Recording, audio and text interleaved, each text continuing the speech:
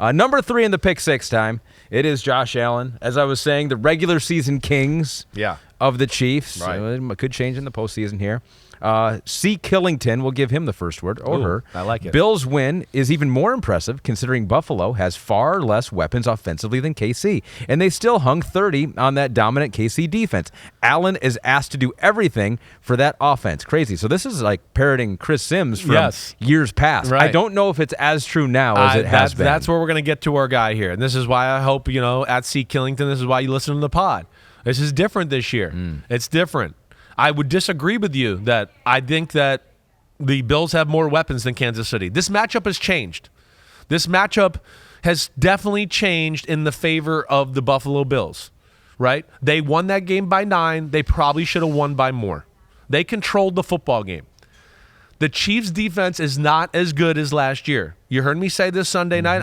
Where I'm mad, I didn't say this on Football Night in America. I said they weren't as good as last year. I talked about some of the struggles they've had the last few weeks where they barely win football games, right? My 40 years of football experience wants to say you can't play this way and win a Super Bowl, but they did it last year at the very end of the year, so it's hard to say that about the Chiefs, right? But I still want to go, man, can they really do this? But it has changed. As far as the dynamic of this matchup. And the defense is not the same without L'Jarius Sneed. People are sleeping on the fact that last year you could put L'Jarius Sneed and McDuffie, who I also want to clarify. I said Patrick Surtain is the number 1 corner in football. Yeah. McDuffie is number 2. He's not. Surtain's not 1 and 2. I got home and I was like, wait, I forgot about my man in Kansas City. I can't disrespect him. You sure he's not 3? I think he might be 2. I think he's 2. You think he's 2? He's that damn good. He is. But my point is, with L'Jarius Sneed and McDuffie, that allowed them to play and feel confident about, we'll put everybody at the line of scrimmage. We won't even worry about a safety deep with this crew on some plays. We'll just gamble because we think they're that good. They don't have that.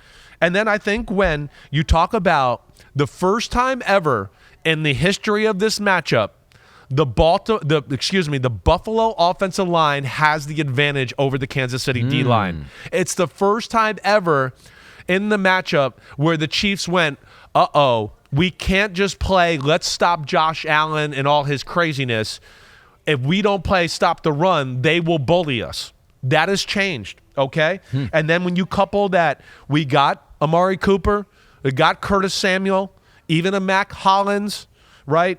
And I know Keon Coleman, when he's out there and healthy, is also like this.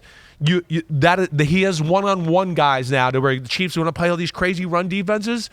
And you want to play man-to-man? No, Shakir or Cooper can get open against man-to-man. You better watch out. This is not the same old Bills football team where it's Gabe Davis who runs 4-8 down in the middle of the field. And, we just hope you play zone or worry about me running Josh Allen and he'll be open and all that. That's where it's different. And I think this will be different as we go forward. And I'm going to tell you, I think if they play in the playoffs again, the Bills will win this football game. They match up really well with the Chiefs right now. Dang. Yeah. So, you know what? Don't take your word for it. Don't take my word for it. Yeah. Take the cursive handwriting's word for it, because we're going to go inside the notebook. And this is basically, as you're looking at the film, as you're deep diving, and you thought some of these things going into it, but this is what you say. We can read it. Bunch sets gave the Chiefs problems. They cracked the code. Allen touchdown, rush 4, played zone, great protection. What is that? Lanes to run. This matchup has changed! !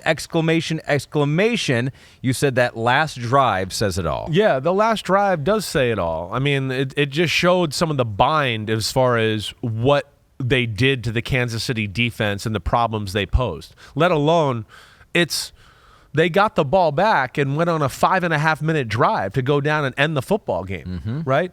People are open. They can run the football when they want to rush 4 or just play a 4-man front. They can't get to Josh Allen. They protect him. So they're in a bind from that department too, of going, wait, our front 4 can't get to him other than Chris Jones. And if they can get 2 bodies on him, they're fine. So that's an issue going forward. And then we talk about, man-to-man is not a thing as much anymore. And then, okay, you want to play zone, but if you play 4-man rush and zone, they can run the football on you, right? And, of course, Josh Allen can pick apart zone too. That's where I'm saying this matchup has changed, right? And when you couple that with the Josh Allen running game and all that, I think they pose more problems than ever for this Kansas City defense. And as we know, the Kansas City offense is not all that in a bag of chips. You want to just take a look at the dots for that 4th and 2 play? Yeah. Why not? Here are the lanes to run. Here's the protection. Here's the rushing 4. And here it is if you're watching on Peacock or YouTube. And here you go. And he's gone. Well, it's touchdown. Yeah, it's Singletary, go to the left. They're trying to run a man-to-man pick play because they're going, it's the Chiefs. It's a big play in a big moment. They're going to play man-to-man, right? That's what they do, okay? But they play zone because they've been beat on this play a few times, so they go, let's play zone and pass things off. They're going to think we're going to play man-to-man, but they rush four. They can't get to him. There's lanes there to run, and he goes, okay, see you later. And that's what I'm saying. They got the Chiefs' defense by the so-called cojones a little bit here as far as what they want to do and how they want to play them. Yeah. And they're going to have answers now. I don't know if I said that right. I think I was watching kahunas, you somewhere. You I said always said kahunas, but I always get corrected, so I don't know. I think it is cojones is what it is. Whatever. Right? Get out of here. Shut up. I didn't say it. Allen, by the way, on that one, Next Gen Stats calculated everything. He had a 1.2% chance of scoring a touchdown once he tucked the ball to run there. Now, I would dispute those numbers. I would too, because I was like, that's Josh Allen. I know, once he gets ahead of steam, he just got to break one tackle. Watch out. I don't know. Like Ahmed Fareed would be like .001. Right. Most quarterbacks in football probably should be the number you read there. But like Josh Allen, Lamar Jackson, I go, I think the percentages are a little higher than you're giving it credit for. To your point on the weapons that he has now. Yeah. Khalil Shakir, Curtis Samuel, Amari Cooper. I mean, still Amari Cooper caught 2 passes, but they were both significant. A couple first downs. That's both the times point. He caught they were significant, big moments. The Chiefs, we're going to play you man-to-man. We're going to take away everything else. You're not going to be able to scramble. And now he can go, that's fine. One of my guys is going to beat one of your guys. You don't have L'Jarius and McDuffie. We're fine. So, and as the game went on, McDuffie started to play Cooper more and more as the game went on. Because when they went man-to-man, they were like, all right, we can't leave anybody else on him. But that's where it is different here, okay? And here's the other thing. When you could tell the Chiefs were worried about the O-line and the run game. They were definitely, at points of the game, opting to stop the run over the pass early on.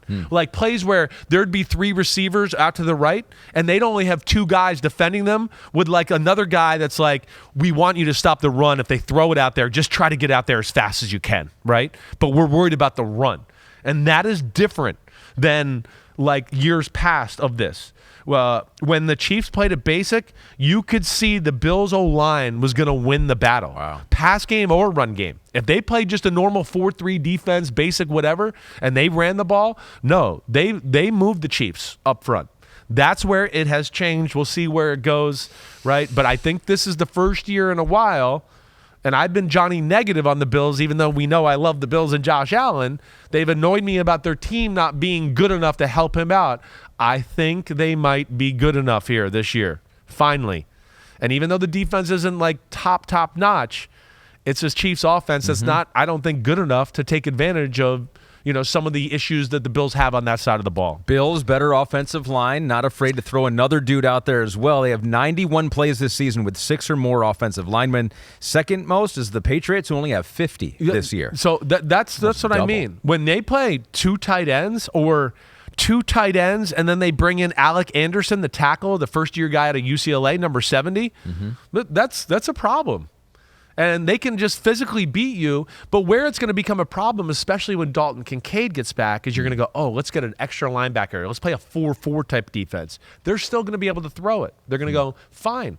Cooper, Dawson Knox, and Dalton Kincaid, one of them is going to get open against your heavy run-stopping defense. They pose more problems schematically and personnel-wise than years past, and that's what's cool. Last year, when the Chiefs came up there and they played man-to-man in big moments, we saw Stephon Diggs get by them one time in pretty good coverage. He threw a dime, remember the bomb, and he dropped the ball.